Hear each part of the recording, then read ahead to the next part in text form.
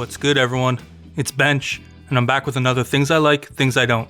It's Thursday morning, and we're hours away from the start of what looks to be an epic playoff for Stage 2 of Overwatch League. We'll get to talking about that eventually, but I'm going to start off with some thoughts on the Seoul Dynasty, Houston Outlaws, the upcoming Contenders Showdown format, and what Overwatch League's All-Star event really means. Let's go. Seoul entered Stage 2, coming off an impressive Stage 1 playoffs first round win over NYXL, a match in which it debuted a new starting roster featuring Marvel, Toby, and Fitz, a lineup they've stuck with over the last 5 weeks. The Dynasty had a very difficult schedule in Stage 2, which included the Gladiators, Spark, and not one, but 2 matches with the currently undefeated Vancouver Titans, and they were in the running for one of the final slots, right up until Sunday night's loss to Hangzhou. But something isn't sitting right here. The team's staff has continued to reiterate that players like Fissure, Fleta, and Jexa are not actually benched. Instead, Seoul has reportedly split their team into 2 groups, which I suppose in a way is similar to what the Los Angeles Valiant or London Spitfire did back in 2018. Only with Seoul, they seem keen to dictate that this isn't an A and B team, or a starters and scrim team like the Valiant. And they aren't exactly mixing and matching individual players and swapping between groups like London did with its Cloud9 Kongdu and GC Busan rosters early in the inaugural season. So what is it then? Are these 2 groups designed for situational play? And if that's the case, what quote-unquote situation would present itself that would lead to the other roster getting some burn-in? Many want to take the low-hanging fruit that is assuming some level of behind-the-scenes toxicity involving Fissure, but that doesn't seem to be the case either. Michelle has been exceptional and one of the best off-tanks in OWL. Fitz has actually been extremely good too. Marvel has been kind of all over the place, and feels more like a role player, which is possibly what Seoul is looking for with this lineup. The only problem is Marvel has been really inconsistent, and there's always the risk he becomes more of a liability than a boon to the team, as we saw in the team's match with the Spark. But something has to be going on. Either that, or the Dynasty coaching staff is being way too cute with this strategy.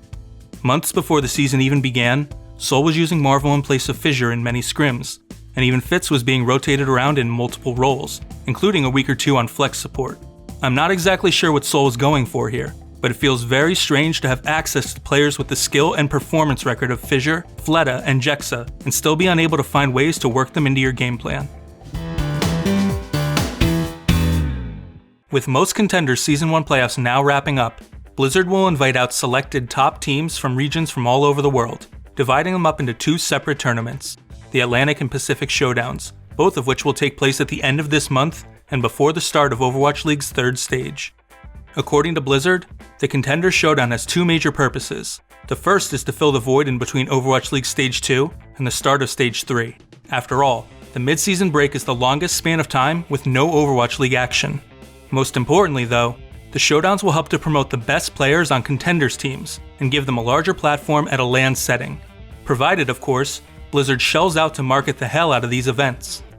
The only issue I have with these tournaments is the actual format. With only 6 teams in each showdown, 2 teams are given byes into the second round.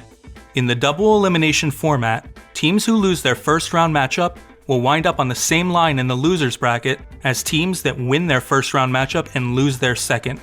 In a perfect double elimination bracket, teams who advance through the winners bracket should play, at most, 2 less games to make it into the finals than a team coming out of the losers bracket. However, with the showdown bracket setup, there's a world wherein a team could theoretically win its first round matchup, lose its second, and still have to play 3 more matches overall than the winners bracket finalist. If you jump ahead in the calendar to Overwatch's Contenders Gauntlet tournament, which will take place later on this year, Blizzard plans to begin with a 10-team round-robin group stage, followed by a double elimination style bracket, similar of course to what we used to see with old Apex tournaments. In a perfect world, 8 teams could have been invited to each LAN so as to keep the elimination brackets more balanced. If this was a financial hurdle, they could have simply done the same with the showdowns that they did with the Gauntlet, begin with a 6-team round-robin group stage, with 4 of the 6 teams advancing to a single elimination playoff style bracket. For one, it would have shown off more region versus region matchups initially, but the overall structure of the tournament would have been more balanced overall as well. Overwatch League All-Star voting is a popularity contest, plain and simple. with an obvious advantage given to players with large fan bases, like the players from Chengdu for example, who have massive gaming infrastructure and an outright population advantage in China getting behind them. On that note, we can forget the fans just wanted to see fun DPS compositions and that's why they were voted in.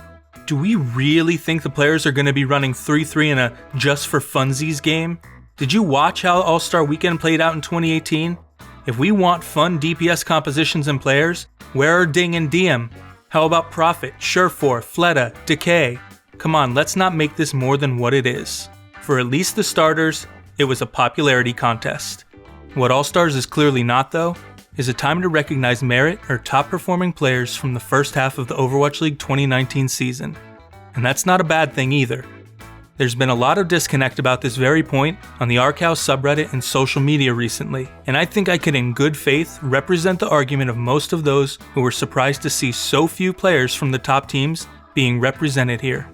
I don't think most took issue with who was selected for the All-Star game. Rather, the problem is that both Overwatch League and media have mostly failed to craft narratives and create content in celebration of the great performers.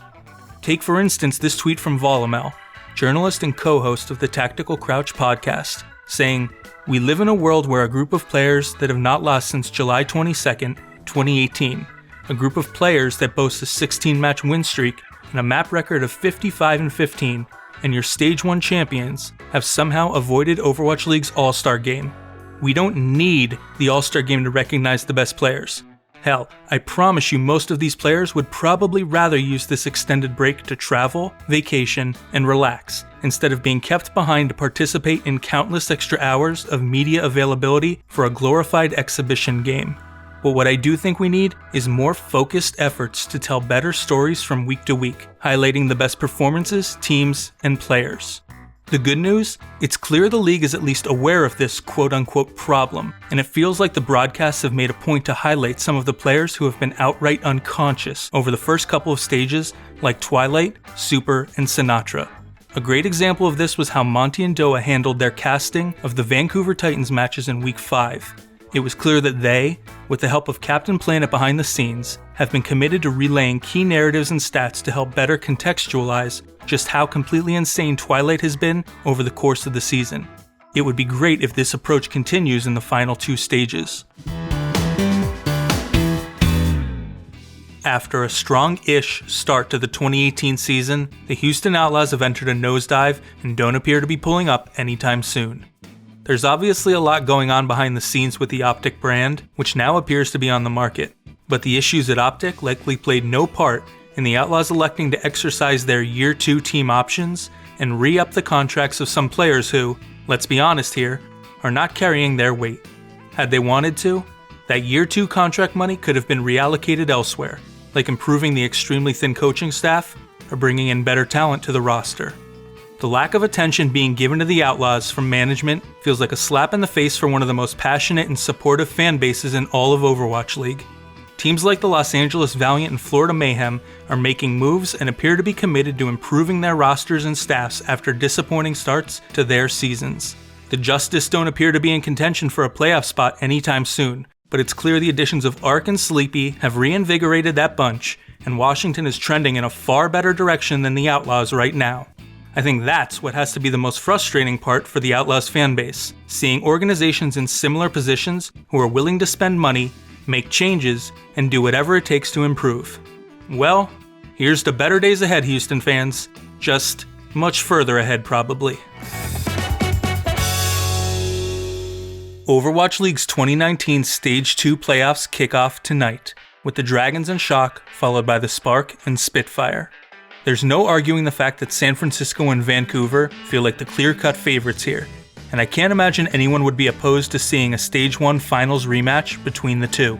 But given how the initial stage seedings work out, there's also a possibility we end up with a star-studded semifinal round for the ages, provided NYXL don't screw it up again.